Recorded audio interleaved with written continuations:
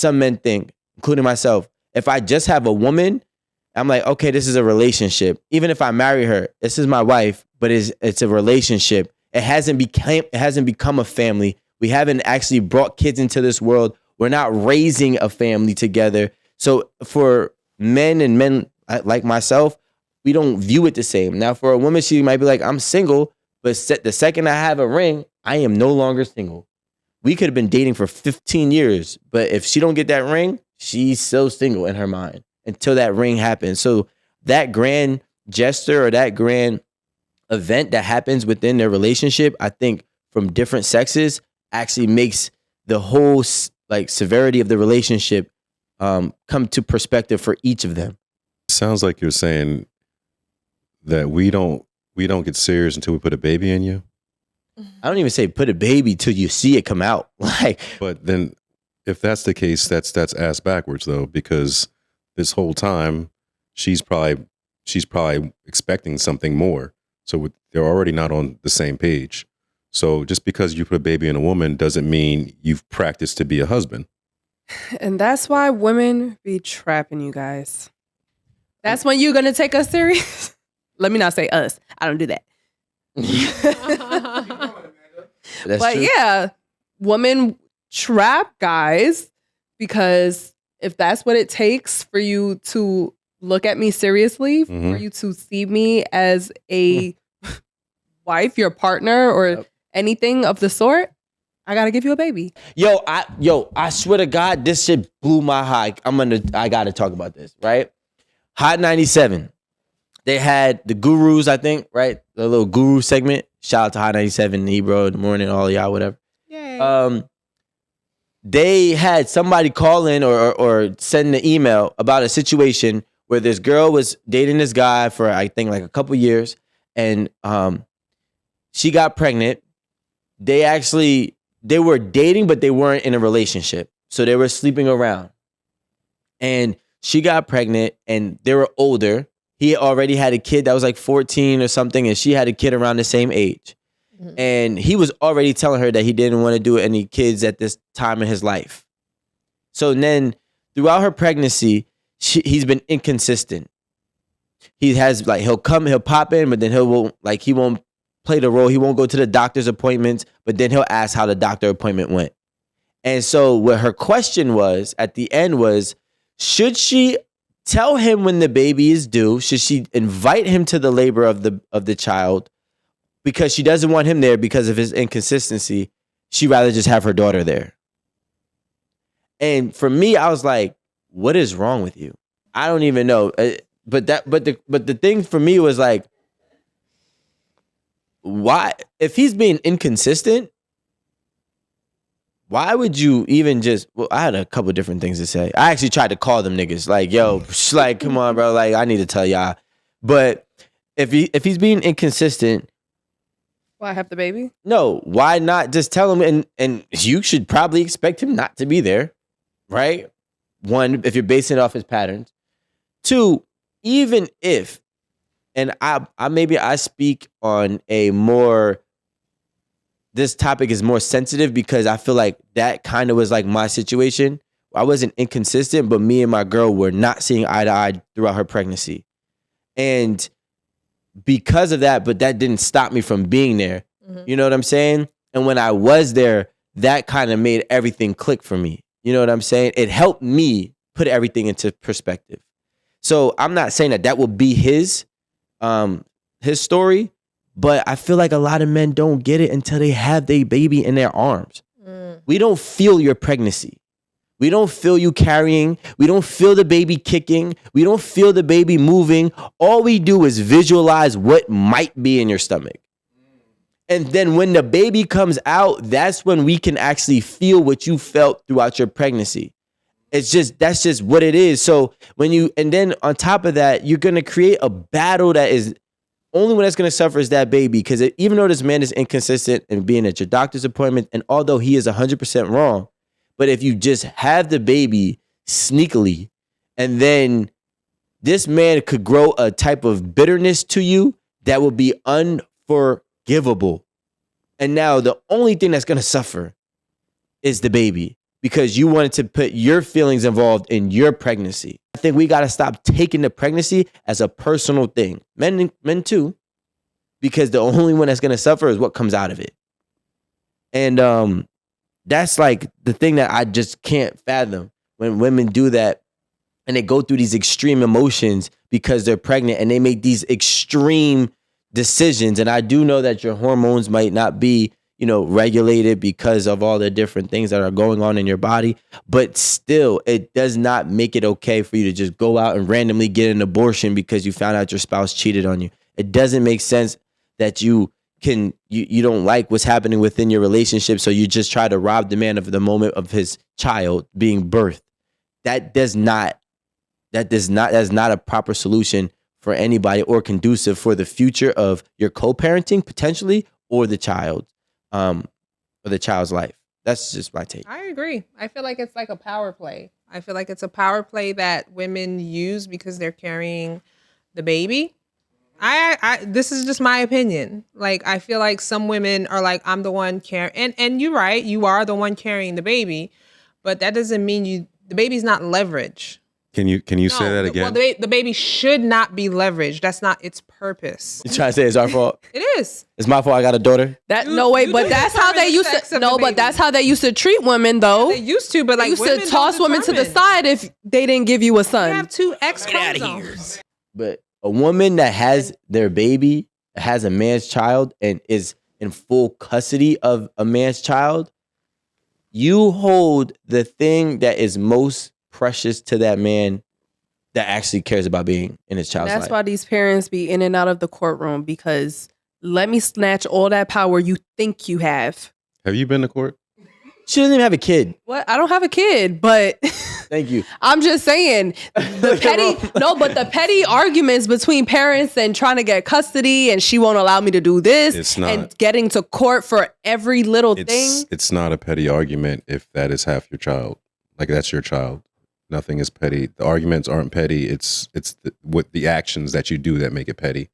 Because if you can lay down and have my child, then I should be entitled to pick up my child and see my child and do what I'm supposed to do for my child. Period. Okay, so nothing about your child is a petty argument. It shouldn't be. The boyfriend of 6 months shouldn't be around your child.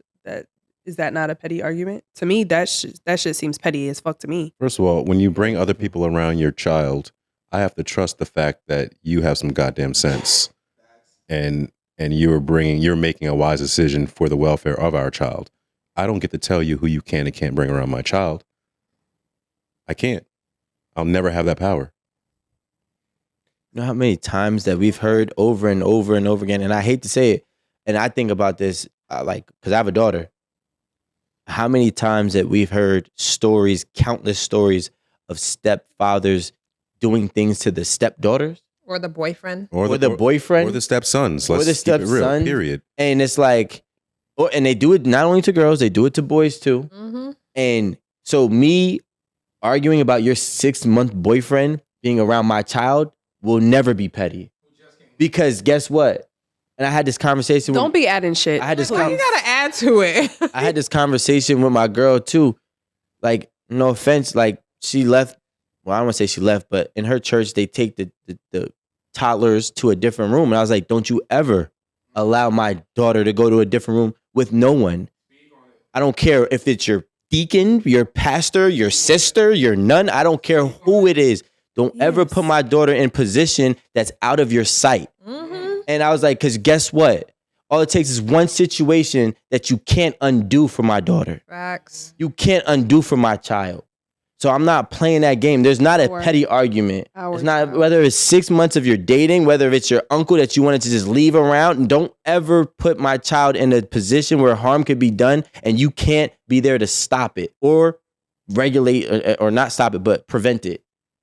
I'm not playing that game. And I understand what he's saying. I'm not in that position right now, right? And I hope I'm not. But if I was in that position and my girl was trying to, or my ex is trying to tell me that it doesn't matter who she brings around my child, yes, the fuck it does. That's a losing argument because there's nothing you can do about it. I think that's what creates the resentment and the conflict. The resentment was there before because obviously, if you guys have a child together and you're not together, there was already some type of resentment that kept y'all apart. So I think the piece of having a child, not the piece, but like using the child as like, women use a child as a pawn, if we could be honest. Like, women use children as a pawn. It's fucking terrible. And it should stop. That's all I'll say about that. You know what? Okay, I've just been in the middle of a lot of custody issues when I was a clinician in terms of doing like custody cases. Both people will often use the kids, and they'll spend hundreds and hundreds of thousands of dollars going back and forth in terms of custody and getting like the psychologist and everybody involved to be like, I'm the better parent. I'm the better parent. This is da-da-da-da. Both people will often, depending socioeconomically, use the kids as a pawn. I don't Not agree. just the women. I don't agree. Well, I mean, if you say like, has it happened on both sides? Yes, but we're talking about That's what I've seen in terms of the work that I've done. I don't think a man can. I don't think a man's in a position to use their child as a pawn. I think at that point he's fighting for his rights. So he doesn't have. There's no power in making the child a pawn. No, I've you seen just it. want what's yours and what you're entitled to. So it's not like I own something or like I have 100% custody where I can say now I'm taking that back. I'm literally fighting to have my custody. I've seen a man has a husband has, he's in no position and he was financially extremely well off. A husband. Yeah, no. So we're talking about marriage. We're not talking about. No. They actually weren't even married. Okay. But he was extremely well off and financially in a much superior position. But he worked so many hours. No position to actually spend time with the kids, raise the kids or whatever. And I'm doing kind of like what's best for the kid. This is what I'm thinking about. And I'm like, well, who's gonna watch? He's like, I have people to watch the kids. So why wouldn't you want the children with the mom? It's like because he might know something again because he. Believe me. He might know. Okay, each case is different. He's in a position to tell me the worst about her so that he wins the case. Yes, but he also knows the worst about her. No, I know. So I'm telling you, he's in a position. So tell me, why should you get full custody? I want to know, like, why you're not in a position to actually spend quality time with these kids. So, like, what is it? Tell me, because I want to know. But why can't he make an adjustment? Like, why do we think that men can't find? Like, okay, she's gonna have to go to work too. But I'm just telling you. And if he's wealthy, why doesn't he just? He has his wealth. I have the ability to stop work and be okay. He didn't. He wasn't going to stop working. All right, but I'm saying, situation. But he has the ability to, if he's well off. I'm just telling you, people are people. This is the point I was trying to make. He was very resentful of how she went about getting money from him. Like he was like very resentful about it. And so he was like, I'm going to show you, don't ever play with me. And he was so blindsided by that it impacted his decision making. Ultimately, I'm just trying to say, whether you're a man or a woman, ultimately we're people at the end of the day. So sometimes some of the way you go about it's going to be skewed. So it's not just women who may use children. Yeah, we're not saying just, we're saying majority. And that's a different type of case. Because that's a man who got money. And he had money to even fight that fight. Word. A lot of men don't even have the funds to fight that fight. I know a person who became a stripper to actually fund him winning the custody of his daughter. A male stripper? A male stripper. He became a male stripper just to win the custody of his daughter. Was he a good stripper? He won. It took him 5 years. But like what I'm saying is like, when I heard the story, I'm like, did he make good money? I mean, you had to, because you got to think about how much money it costs to win a custody battle over a woman. Like, A lot of money. and then we sit here, and I'm not gonna lie, Marie, I don't like that, because we sit here and we try to make it seem as if the odds of the scenario is equal, and it's not. It never is. It never was. Like you were able to use his money the fact that she was with him, he probably had money before she got with him. And that probably could have been the play the whole time. Could have been. So he might, I don't know the situation, but anyway, it's never that I was situation. still unbiased. Rarely ever. Yeah. Rarely ever, not never. Sorry. And then you get a situation like Enough. With Jennifer Lopez? When niggas start hunting you down. Not him being abusive. I 100%, I want to say I do not agree with this. But a lot of times what would happen back in the day, like, you know, I'm talking pre-1920s, is that when a woman started acting up when she had your kid, you know what she did? I mean, what the guy did? He was like, all right, I'm good. I just go start a new family. And he would just leave. I know somebody who did that. He would just leave. Like, it's so unfair to the child. That's niggas. And we do talk about taboo topics on 8 at the Table. But he's like, I got 2 kids with you. You acting like a straight bitch. You fucking driving me crazy. That's what's up.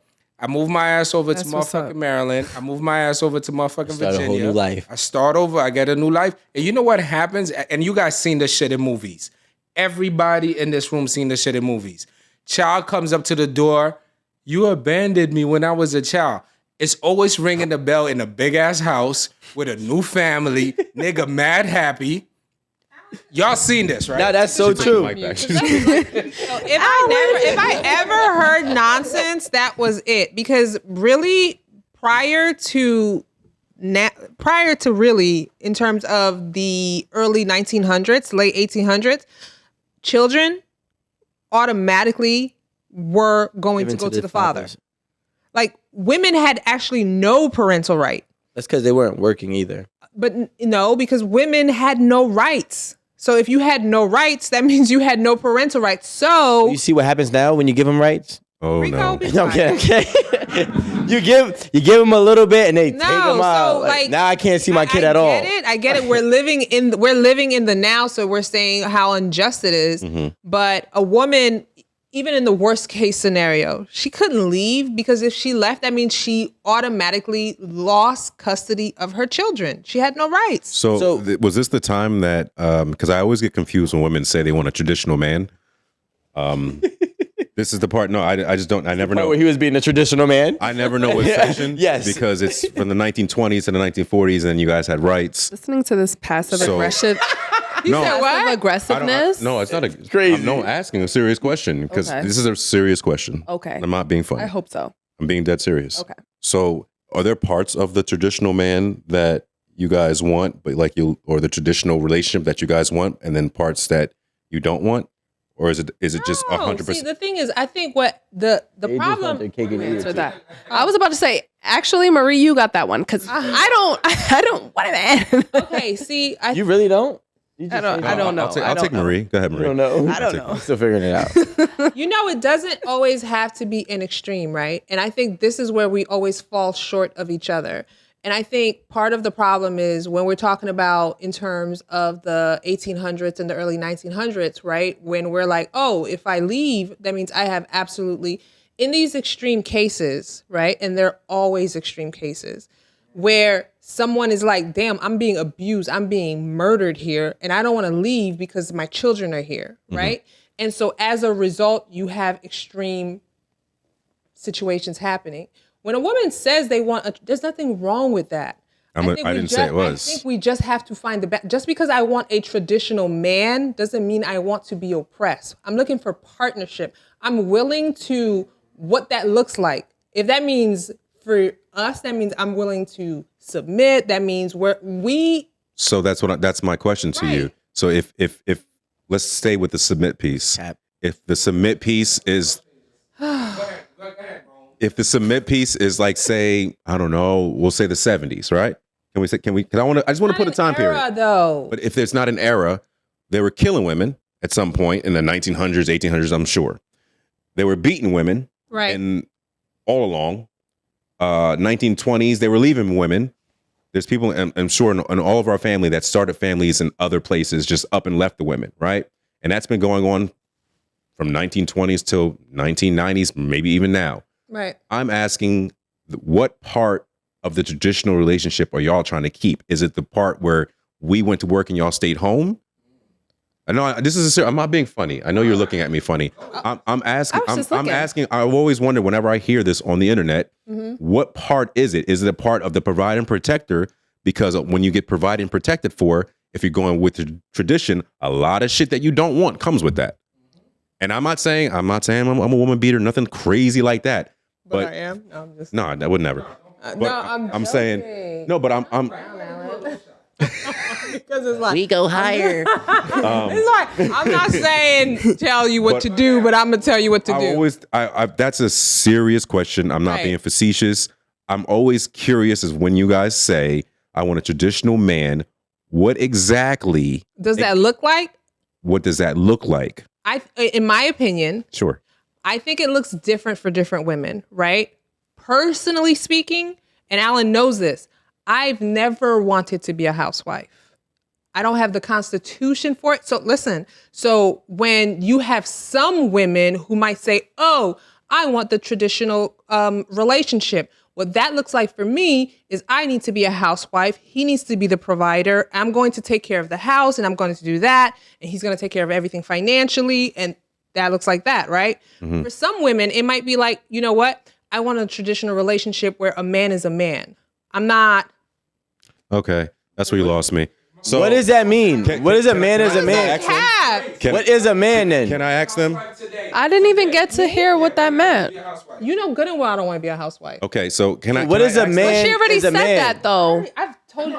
We didn't even really get the explanation for the second No, it part. was because she said when a man is a man. What does Okay, that but mean? you didn't let her No, finish. No, I do like. What does a me- man as a man mean? Okay, so Gonna you see listen how to her? You were speaking about your aunt and how she's very Aunt. aunt, and she's very dominant in that relationship, and she doesn't really allow him to take that place of what we would call in terms of a traditional man in that role. I would not want that. I don't need to be the dominating factor in my relationship. So we're talking about authority now. I want to make Yes. sure we're I can't say the word. I can't like. Oh, fine. I don't care. You can call it authority. You can call it a man. You can call it whatever. That's what. Listen, can I ask them? Can I ask them, Alan? When you women say, "I want a traditional man," I'm asking a serious question. I'm not being funny. What does a traditional man mean for you? That is my question. They're gonna comment. Yeah, Please comment. And I'm not being funny. I'm being completely serious because we're gonna keep this last part, right? Yeah. Okay. Because again, some of you don't want to be housewives because you're super independent, and I don't want to be under no man's thumb. We're just independent. Not they didn't have to be If it's not super that- independent. Oh, if it's yeah, I not just- that, Yeah. if it's not that, and then some of you want a man, and then some of you don't want anybody to not have control, and some of you want a man to lead. I'm asking a serious question. What do you women want?